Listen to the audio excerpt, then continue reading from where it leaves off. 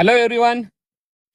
10th का exam हो चुका है और हर पेरेंट की इच्छा है कि हमारे बच्चे ने डॉक्टर बनना चाहिए, इंजीनियर बनना चाहिए या और कुछ करियर करना चाहिए।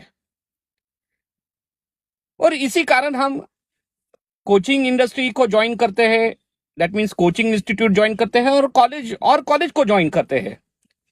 लेकिन ध्यान रखना है, जब भी आप अपने ड्रीम्स कंप्लीट करने के लिए कोचिंग इंडस्ट्री और कॉलेज को ज्वाइन करते हैं तो तीन चीजों का हमें ख्याल रखना है।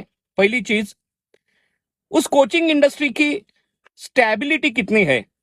इसका मतलब वहां पे क्वालिटी टीचर्स है क्या, और अगर है तो वो कंटिन्यू जब तक बच्चों की पढ़ाई खत्म नहीं होती तब तक वो वहां पे रुकने वाले हैं क्या।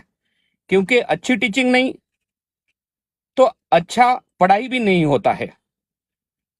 दूसरी चीज, उस कोचिंग इंस्टीट्यूट का रिजल्ट पिछले 5 साल से अच्छा चाहिए। अगर 5 सालों में रिजल्ट में कुछ गड़बड़ी है, इसका मतलब वहां का एकेडमिक प्लानिंग में भी कुछ तो गड़बड़ी है। कौन सा भी ग्रोइंग कोचिंग इंस्टीट्यूट जो होता है उसमें कंटिन्यू रिजल्ट भी अच्छे आते हैं, इसलिए ये चीज का भी हमें ध्यान रखना है। और तीसरी जो कि सबसे इंपॉर्टेंट चीज है कि वहां का एकेडमिक प्लानिंग कैसा है। इसका मतलब बच्चा कोचिंग में कितने टाइम तक बैठने वाला है, उसका एग्जाम पैटर्न का क्या प्लानिंग है। बहुत बार ऐसे भी होता है कि अननेसेसरी बच्चों को ज्यादा देर तक बिठाया जाता है, तो क्यों, तो सिर्फ और सिर्फ कोचिंग में बच्चे ज्यादा दिखना चाहिए इसके लिए।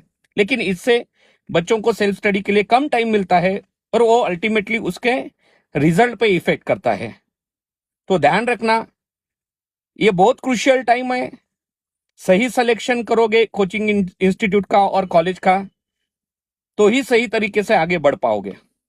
Thank you.